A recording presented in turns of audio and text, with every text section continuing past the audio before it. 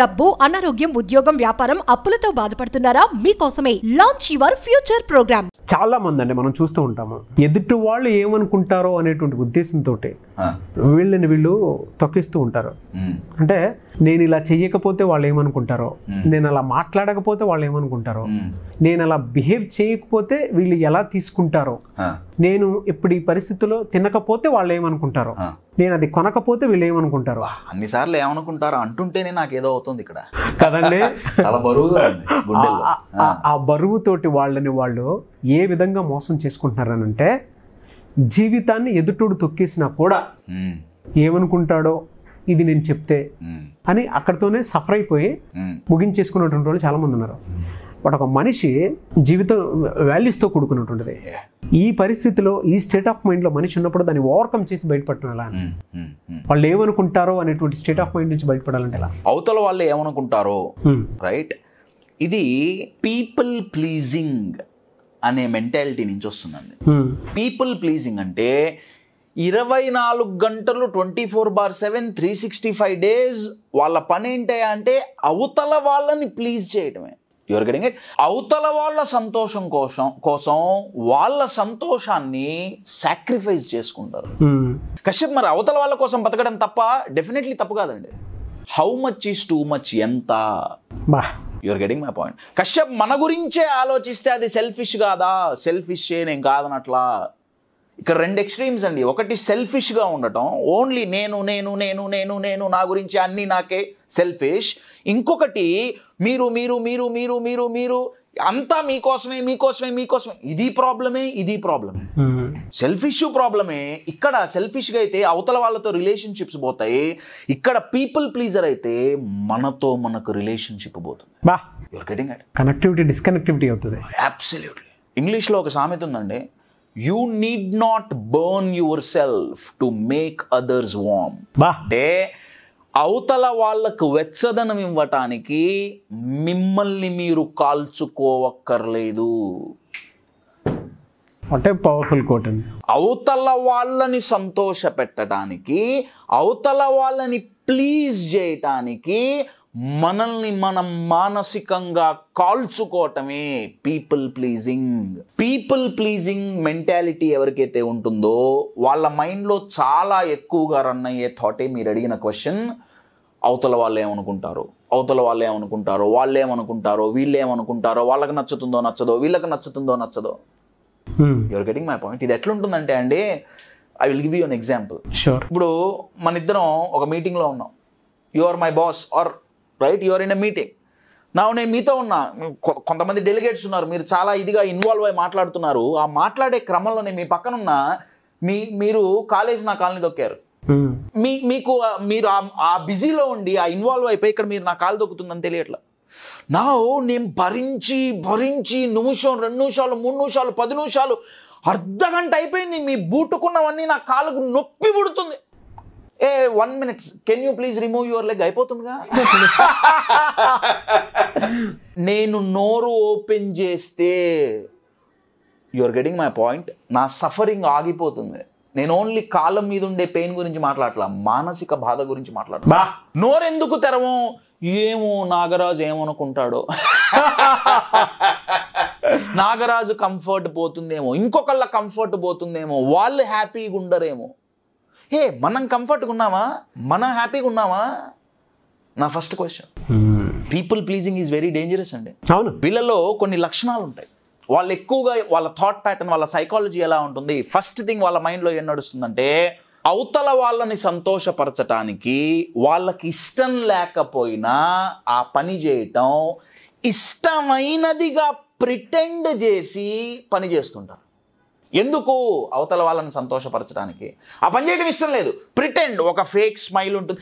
Okay okay okay పర్లా పర్లా పర్లా okay okay okay okay okay, లోపల రగిలిపోతుంది, బయట చెప్పుకోలేరు. కానీ కామెంట్ బాక్స్ లో పోస్ట్ చేస్తారు చూడండి, డెఫినెట్లీ నేను సఫర్ అయ్యాను, స్టిల్ సఫరింగ్ అని మాట్లాడేటువంటి వాళ్ళు ఎక్కువ ఉంటారు. సో వాళ్ళు ఫస్ట్ ఏం చేస్తారు?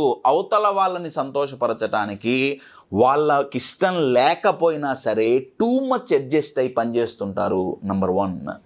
నంబర్ 2, గొడవలు పెట్టుకోవటానికి ఇష్టపడరు, కాన్ఫ్లిక్ట్స్ని అవాయిడ్ చేస్తారు వాళ్ళకి ఇష్టం లేకపోయినా. వాళ్ళు నోరు తెరిచి మాట్లాడాల్సిన టైం వచ్చినా వామ్మో నేను నోరు తెరిచి నా ఫీలింగ్స్ చెబితే ఎక్కడ గొడవ అవుతుందో, గొడవ అయితే అవతల వాళ్ళు హర్ట్ అవుతారేమో, అవతల వాళ్ళు హర్ట్ అయితే మా రిలేషన్షిప్ బ్రేక్ అవుతుందేమో. You are getting it? నోరు తెరవరు. థర్డ్, నోరు తెరవరు కాబట్టి వాళ్ళ ఫీలింగ్స్ వాళ్ళు ఎప్పటికీ, ఎక్స్పెషల్లీ నెగిటివ్ ఫీలింగ్స్, ఎప్పటికీ నోరు తెరిచి షేర్ చేసుకోరు. మీరేదో అన్నారండి, ఫర్ అన్ ఎగ్జాంపుల్, నాకు నచ్చలేదు, యువర్ గెటింగ్ ఇట్, నోరు లోపల యువర్ గెటింగ్ ఇట్, లోపల స్టోర్ అయిపోతుంది ప్రెషర్ కుక్కర్. పీపుల్ ప్లీజర్స్ ఎలా ఉంటారంటే, వాళ్ళ మనస్థితి ఎలా ఉంటుందంటే, విజిల్ లేని ప్రెషర్ కుక్కర్ లాంటి వాళ్ళు. లోపల ప్రెషర్ బిల్డ్ అయింది, విజిల్ చొయ్యి అని పోతే ఓకే, నవ్వు ఆ విజిల్ లేదు, నో ఉన్నట్టుండి బ్లాస్ట్ అవుతుంది. విజిల్ ఎందుకు రావట్లా? వామ్మో విజిల్ వేస్తే ఎవరికన్నా డిస్టర్బెన్స్ అయితే టూ మచ్ ఓవర్ మెచ్యూరిటీ, మూర్ఖత్వం. 3 క్వాలిటీస్. 4th క్వాలిటీ ఒకటేంటి, అవతల వాళ్ళ సంతోషం కోసం వాళ్ళకి నచ్చకపోయినా పనిచేయటం. సెకండ్, నోరు తెరిచి ఎక్స్ప్రెస్ చెయ్యకపోవటం, వాళ్ళ నెగిటివ్ ఫీలింగ్స్ ఎస్పెషల్లీ నాకు నచ్చలేదు అని చెప్పలేరు. ఎందుకు చెప్పలేరు? 3rd పాయింట్, ఏమో చెబితే కాన్ఫ్లిక్ట్ అవుతుందేమో. 3rd point. 4th పాయింట్ అండి, వెరీ వెరీ ఇంపార్టెంట్. జీవితాంతం వాళ్ళు 2 చేస్తారండి. ఏంటో తెలుసా? ఒకటి, క్షమాపణలు చెప్పటం. సారీ, వాళ్ళ తప్పు లేకపోయినా. ఎందుకంటే వాళ్ళు తప్పు లేకపోయినా నాది తప్పు కాదు అని చెబితే అవతల వాడు హర్ట్ అయితే మళ్ళీ relationship. You are getting my point? So వాళ్ళ జీవితాంతం ఏంటంటే అంటే 2 నడుస్తాయి. ఒకటి, సారీ అపాలజీ, ఆర్ సెకండ్, వాళ్ళే కాంప్రమైజ్ అవుతారు. అది రిలేషన్షిప్లో భార్యాభర్త మధ్య కావచ్చు, పేరెంట్స్ చిల్డ్రన్ మధ్య కావచ్చు, లేదా ఒక మేనేజర్ ఒక బాస్ ఒక సీనియర్ జూనియర్ మధ్య కావచ్చు, ఆర్ 2 వ్యక్తుల మధ్య కావచ్చు. ఎక్కువ కాలం వాళ్ళే కాంప్రమైజ్ అవుతుంటారు. ఇవి చాలా చాలా చాలా డేంజరస్ పీపుల్ ప్లీజింగ్ లక్షణాలు, డిజార్డర్. అబ్సల్యూట్లీ. ఎందుకు చేస్తున్నాం అంటే, నాకంటే అవతల వాళ్ళు నా లైఫ్లో ఎక్కువైపోయారు. కశ్యప్, మరి అవతల వాళ్ళ కోసం బతకద్దా? ప్లీజ్ అండర్స్టాండ్, అవతల వాళ్ళని గౌరవించండి, ప్లీజ్ చేయాల్సిన అవసరం లేదు. అవతల వాళ్ళని గౌరవించటం ఎప్పుడు, అవతల వాళ్ళకి గౌరవం ఎప్పుడు ఇస్తాం? మన మీద మనకు ఫస్ట్ గౌరవం ఉంటుంది. పీపుల్ ప్లీజింగ్ బ్రేక్ అవ్వాలి అంటే సొల్యూషన్ ఏంటి? Self respect my dear friends. దేనికన్నా ఒక బౌండరీ ఖచ్చితంగా ఉంటుందండి. డెఫినెట్లీ ఉంటుందండి. ఇండియన్ ఆర్మీకి కూడా బౌండరీ, ప్రతి కంట్రీకి బౌండరీ, ప్రతి లైన్ ఆఫ్ కంట్రోల్ ఉండదు. దాటితే అయిపోయినట్టే. మిత్రుడు కూడా శత్రువు అయిపోయి ఇంకంతే. దేనికన్నా హద్దులు ఉంటాయి. మీరు హద్దులు బౌండరీలు అంటే నాకు ఒకటి గుర్తొస్తుంది.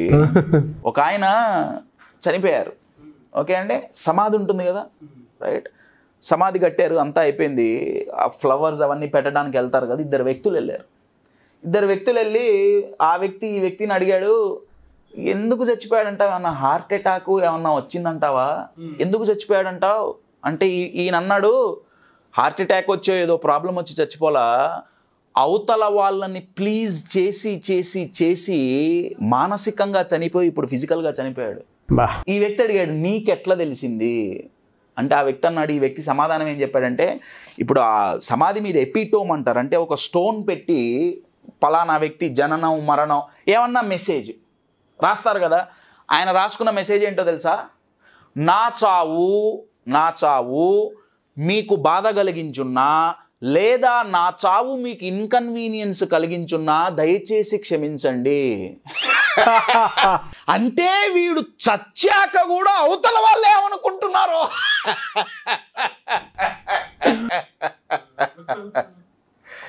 You're getting my point? People pleasing, my dear friends, people pleasing. Respect others.